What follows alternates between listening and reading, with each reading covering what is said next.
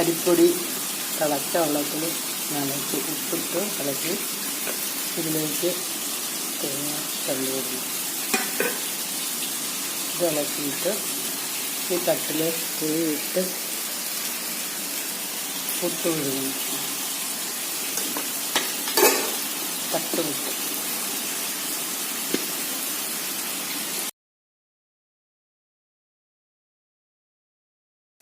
പുട്ട് പുഴുകാനായിട്ട് തുണിയിൽ കെട്ടി ആവി വരെ മൂടി വെച്ചു.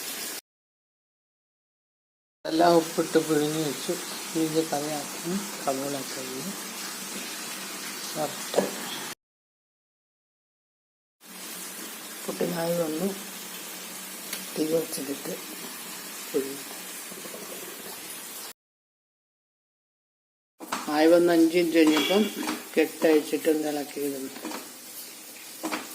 എല്ലായിടത്തും ഒരുപോലെ ആയി വരാനായിട്ട്.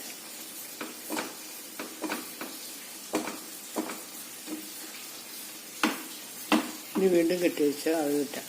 5 മിനിറ്റ് കൂടെ. പുട്ട് ഒഴുകാൻ വെച്ചിട്ട് 10 മിനിറ്റ് കഴിഞ്ഞ് തീക്കെടുത്തി ചൂടാകുമ്പോൾ എടുത്ത് കഴിക്കാം. കടലയ്ക്ക് വറക്കാനുള്ള സവോള, ഇഞ്ചി, വെളുത്തുള്ളി, കറിവേപ്പില ഇതൊക്കെ അരിഞ്ഞ് വെച്ച്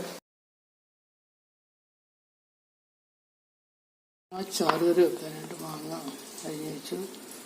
ഇതിൽ തേങ്ങ, ജീരകം, പച്ചമുളക് ഇതൊക്കെ അരച്ചിട്ട് കറി വെക്കാം.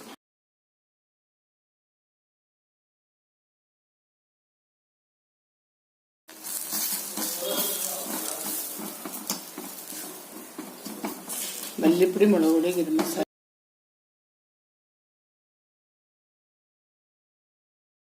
മൂത്ത് കഴിയുമ്പോൾ കടല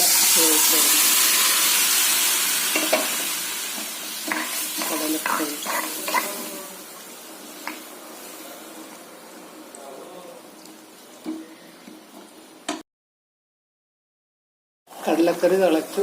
ഇതിലേക്ക് ചാറിന് കൊഴുപ്പുണ്ടാക്കാൻ വേണ്ടി കുറച്ച് പാലൊഴിക്കുന്നു.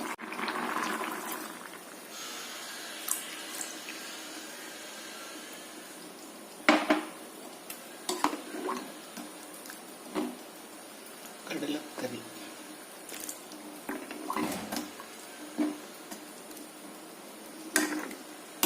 അപ്പം അതിന് കഴിയുമ്പോൾ തീയെടുത്താൽ പുട്ടും കടലക്കറിയും റെഡി.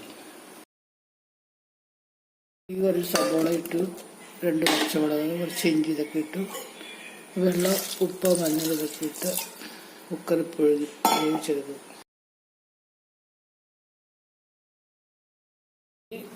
ഒരു പാത്രത്തിലേക്ക് മാറ്റുന്നു. സെർവിങ് ഡിഷിലേക്ക് മാറ്റി പകർത്തുന്നു. പാത്രത്തിലേക്ക് മാറ്റി പുട്ടും കടലക്കറി.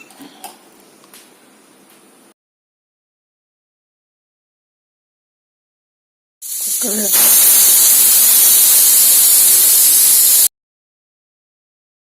മാങ്ങാ ചറുകുള്ള അടുപ്പ്.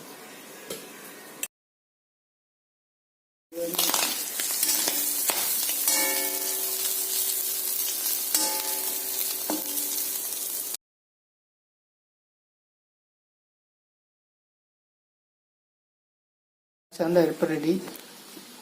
കടുക് വറുക്കാനുള്ള ഉള്ളി, 2 മാങ്ങയിലേക്ക് അരപ്പ് ചേർക്കുന്നു.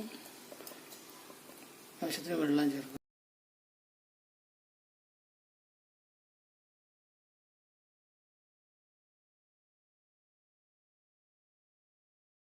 ഉടച്ച അരപ്പ് ചേർത്തു. അതിന് കടുക് വറുത്ത് ഉള്ളി വറുത്ത് പൊട്ടിച്ചു.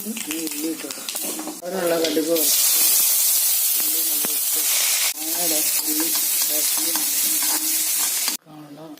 ഉള്ളി മുളകൊക്കെ ഇതെല്ലാം അരിഞ്ഞ് വെച്ചേക്കുന്നു. തോരൻ വെക്കാം. ചോറിനുള്ള ഉപ്പ് മഞ്ഞളൊക്കെ ഇട്ട് ഇതിലേക്ക് വേവിക്കുന്നു. ഉള്ളി വറുത്ത് മാങ്ങാച്ചാറിലേക്ക് ഇടുന്നു. ഇലയിട്ട് ഇളക്കി മൂടി വെച്ച് വേവിക്കുന്നു.